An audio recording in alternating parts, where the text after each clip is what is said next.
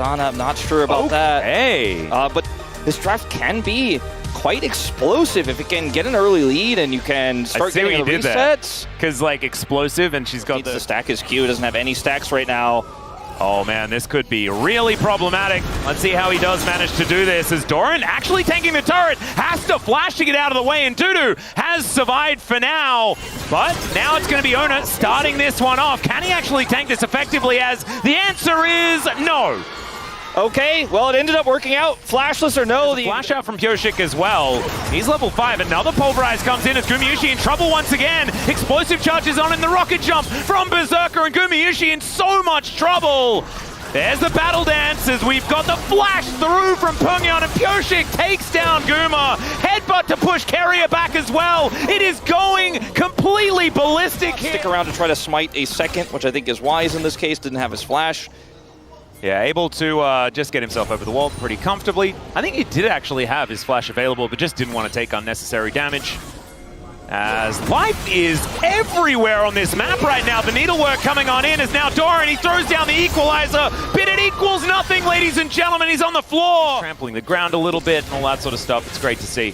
But that was once again a little bit of an iffy situation. Pyoshik going to be able to take that. It's going to be really hard to fight this one out as DNF. Oh, here we go. They did manage to get it. Let's see whether T1 just make out like bandits. Try and take just that one, but instead they're looking for a team fight. Faker with his ultimate back up again. And Gumayusi this time thankfully has Featherstorm. Ona comes in. Dudu on a flank angle. Life going to have to use that ultimate. Does do so here. As Pyoshik just taking his Raptors, it looks like these grubs aren't something they're interested in right now. Berserker is getting some plate gold here in the bottom lane, so that's a consolation prize. So keeping T1 interested does pay off in that regard, but with the control they have over a set objective here on the blue buff. All right, Life is just getting on in there as Pungyan going to get flashed on by Faker. The shockwave does connect, and now they do manage to at least go 1-for-1. Or do they? Pyoshik trying to get himself out of there, but that is somehow Carrier surviving. I have no idea how he lived there. The rest of DNF making their way in though, as Life once again starting this fight. Over the wall is Carrier, finds the knock up there onto Dudu, who now puts down the mist. He's trying to stay alive, but it's not quite working. The needlework! Oh my god, he manages to get one as Ona goes down and Faker is on the floor, and now the rest of T1 are on the wrong side of the fight. Untargetable as Pyoshi's able to take down Carrier, and now Guma with no friends left has nowhere to go. And they save the turret. Doran's getting the turret. I don't know whether they're going to be able to save it as he takes a lot of damage from the turret and Pungyan, as now he's going to try and cook him, and there he goes. Oh, DNF being able to win out there. Doran was able to equalize it, grab himself a turret, and first turret blood actually went over to T1 as well. But the soul itself is actually super powerful for Gwen that's going to get low and be in that big brawl. And what they're doing here to Dudu is over the wall goes Ona, and they look to just take down the turret immediately. The knockup does connect, and now Dudu's going to try and get in there. I don't know about that one, as Doran's already flashed away. Huge pulverize as the Gwen does go down, but the equalizer positioned pretty well. Buster shot gets Carrier out of there with his life, and the Featherstorm will eviscerate the Tristana. To be able to take down this dragon, DNF not really up with the timing on that one, and with the state of the game, it makes sense. Yeah. This is Carrier on Rakan. Like, this is T1's bread and butter with their best performing players at the moment on exactly what they want to be playing. We're starting to see the DNF not really able to do much about it, as Life is just going to get cooked, ladies and gentlemen. He could even just be dead right now. As Carrier goes in and Faker's able to pick that one up, but they also get Berserker as well. Just sweeps them up underneath the turret. Pungyan gets in. It's another unfortunate teleport. Things get dicey here. He's also tracking Pyoshik right now, so I know Pyoshik's not going to come over here and look for a smite, but he may look for a kill. Yeah, he does throw his doggos forward. But Doran is like, my flash for Otacon, you know, we know Pyoshik's not nearby. You guys can press your D key on that one and take it out. Yep, we take those. Probably what he's going to be saying as Carrier moves down towards his bottom side. I don't think he's going to be saving this turret, as Dudu's able to lock that one down. It's just that. That is insane. But, I mean, that was, again, with the lack of coordination here for DNF. They're going to go for one more Hail Mary. Okay, They decide not to because their jungler is nowhere near, and I think this is wise. But I mean, you can't just give everything, because then you just lose the game. Equalizer goes down, and it's T1 that are engaging. The shockwave lands on absolutely nothing, and Dudu is now in trouble. The Gwen not feeling as powerful as she once was, and will be taken out there by Ona. And it's fight after fight after fight. T1 on top every single time. And the early game feels like it's so far away, Wolf. It's even just these skirmishes where T1 get a big enough lead that they could just force the issue further. That is so overwhelming, it seems like, for DNF. They just cannot deal with it. They're not able to even play the vision juggle game. They're not able to play the red buff juggle game without catastrophic results. And what once was a small goal deficit, like you said, feels so far away the early game. T1 like, thanks for the bonus exit kill, is the third death for Pungyan. And now T1 just pushing to look for some inhibitors here. Yeah, and still a minute and a half left on this Baron. The Rebel Baron power play only going to increase from here as a bit of a zoning equalizer just to soften them up and convince them that this inner turret is not worth fighting for. And understandably, DNF will agree with them. Does mean that now there isn't a equalizer for the next little bit of sieging. But we'll see whether T1 just try and force anyway, because Owner is so incredibly scary. Does find the Wind Becomes Lightning onto Pungyan. Pungyan has his ult, but he's level 14. The Faker is level 17, so I don't think they're that concerned about it. No. And it hasn't really been hitting the right targets recently anyway, as inhibitor number 1 to go down, the second one short to follow. And DNF, I mean, they didn't look like they had much of an idea in the first few fights. I don't know whether much has changed. The arm guard is more valuable in the long term, but I just don't know if there is any long term. And now T1 know that they're just like, okay, well, we can keep pushing, and there's no way Pyoshi can get on top of somebody. Like, even Guma's like, let me auto this Orianna. I don't care. I have flash ult, and you don't have a Fury ult. Yeah, and Faker and Carrier are just looking for their opportunity to scoop someone up. Carrier to get them in position, and then Faker just to finish it off as the equalizer goes down. Life goes in. There's a shockwave connecting onto 2, but I think it's too little, and it's almost definitely too late. As Owner going forward, tanking up 2 turrets, as Life does get the pulverize onto Guma, who will eventually go down. That was actually also with Azonia's now completed. That is kind of cool. As Faker goes in, finds Pungyan one more time, and I just don't think he has any way out. In fact, he does not, as Faker goes golden. And the red carpet is there. Life unable to walk down that one. That's a little too hot. Gets cooked anyway by Doran here. As now Owner goes in with a nice knock up onto Dudu. He has the miss down, but I still just don't think he's going to be immune. And there it goes.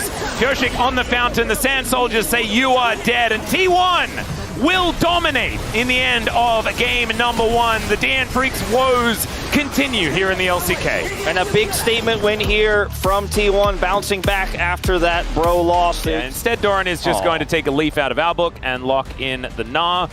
Depends on who you talk to about how the Jax-Gnar matchup goes, but should be relatively even up there towards the top side, and does give you a lot of teamfight power if you can get that Mega Gnar timing to work out. We know Doran starting off these grubs might be able to get that first one pretty comfortably. Let's see whether they can get more. Yeah, he wants to get it without smiting, of course. The top trade going so well for Berserker, actually hitting all that damage on Naguma really allows for this to happen here for Pyoshik. So he's feeling very good about this. In fact, should be able to secure 2 at least. Yeah, nicely done for the second, and see, Owner is already heading down, so Pyoshik knows he can commit to this third grub here, and I don't think there's going to be any punish whatsoever on the top side. As Pungyan remembered that his ultimate was not a combat ultimate and did end up losing out to Faker, but got his ult in exchange. Yep. Dudu probably should know that there's a likely jungler towards his bottom side, as he's going to have to leap strike his way over, and all right, that'll do it. He's just fine. Nice timing on that. Yep, I guess he just knew that he wasn't in any danger as the Ignite already down onto Gumayushi. He's going to flash. This dive is dangerous, but still able to pick it up. Life just deciding that he's going to have to sacrifice himself as Carrier gets another kill, and Berserker not going to be able to challenge, so it's just a bit of a rough one. Not respecting, but Pyoshik is going to come over here. Yeah, there's the flash in, as I don't know about the angle on the stun. The gravity field's fantastic there as well, and Faker going to have to flash because there is a shattering strike coming on over, and Pyoshik gets his second of the game. All right, maybe it was good the Viego. Life, of course, his position fantastic there, but T1's still going to be able to get themselves the first dragon of the game. And next one going to be a Chemtech, so no back-to-back Chemtech souls, which we like to see, as Doran's spacing there pretty nice into the Counter-Strike. See a small lead here for Berserker. Pyoshik looking for more grubs here. They have full control over this pit. Faker doesn't have his flash. I don't think he's going to come down. They're going to look for a bottom play here instead on the Dudu. Yeah, the Gnar stun into the turret, and Dudu does manage to at least get the Counter-Strike back as he throws down the ulti. Doran will need to pick up turret aggro, but I think that was a level up for Dudu. Look at him.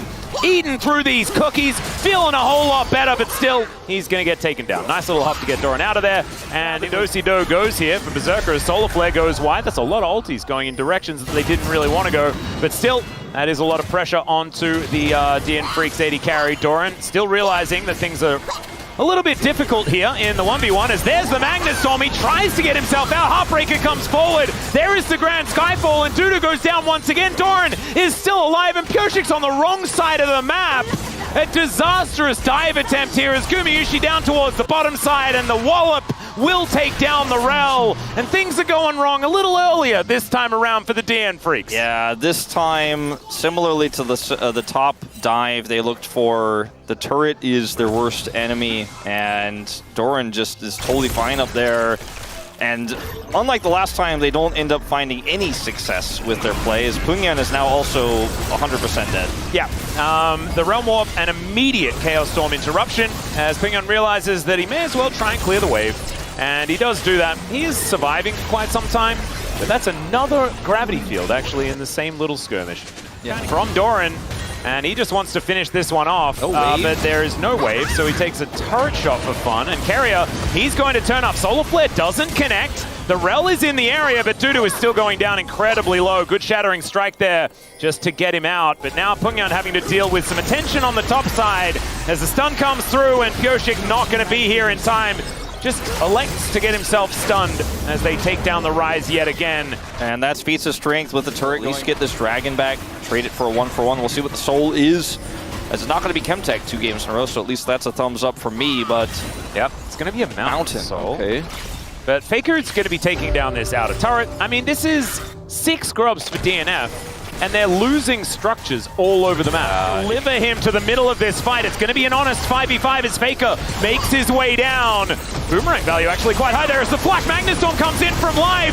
They're going to see whether they can get the first kill in this fight. It's so important. The transformation is fantastic, but the first kill, it was T1's, and they line it up with a couple more as well. Now the curtains are being called. The Grand Starfall comes down, and Berserker, I don't think he's winning this battle against Owner, as Owner may actually get taken out here as Pungyan's over the wall, but instead he just flashes his way out of there. And T1, they only sacrifice Doran and they take everything. Yeah, Doran also played the fight out incredibly well. You mentioned the transformation and tanked so much in the early part of the fight. No resets for Pyoshik, no angle to pop off on this Viego. And that's a Herald getting a charge here in mid, and they're looking for even Pyoshik just towards the rest of the team. And Ona just left there to deal with this Otacon. Very happily does so because he's under no threat. As, was that a potential run? Take the Otacon and walk away. It was just, you know, it was not that interesting in terms of the actual fight breaking out and kills going over, but in terms of that Crush Gnar combo, now the Starfall comes in. Being isolated, not going to be able to save this Rise, who had his flash removed earlier on. So that is just a very, very dead bald blue guy. You see the, you know, preemptive angles there. You know, Doran stops the backs, so it looks like, oh, a bit of a whiff there from Doran. No, not true. He stops the backs, and then they have the Starfall follow-up. They isolate the Rise and take him out. As Duda will pick up some bounty gold here in the first turret of the game for them, but it's in trade for an inner. And T1, I don't think, are feeling too bad about it. With 6 grubs, though, turret you're going to take. And, okay. Owner has found life, but there is life's kind of into that, as Berserker just going to throw a bunch of autos into, okay, does he just win this? Oh god, Owner is so scary. There is 990 gold going over to Pyoshik once again, as the Deadly Flourish comes down. Carrier could be dead. The resets are starting to come in. Doran, 2 levels up. Yeah, Pungyan gonna have to at least put him in some runic prison. He does manage to do that. Area does have ult, so he might get interested. Yeah. Flash is back up here for Pungyan as Doran taking a lot of damage. Zenith Blade doesn't quite connect there as Carrier's the one tanking, but Pungyan's still dead. Oh dear, the wallets be heavy. They certainly do, and with a very easy to set up follow-up there with the Leona tanking the turret. It's just as simple as that. And now Doran does have TP if he had to join this Baron fight. I don't think he's that interested, though. I think he just wants to push this bottom wave in and start to then threaten there.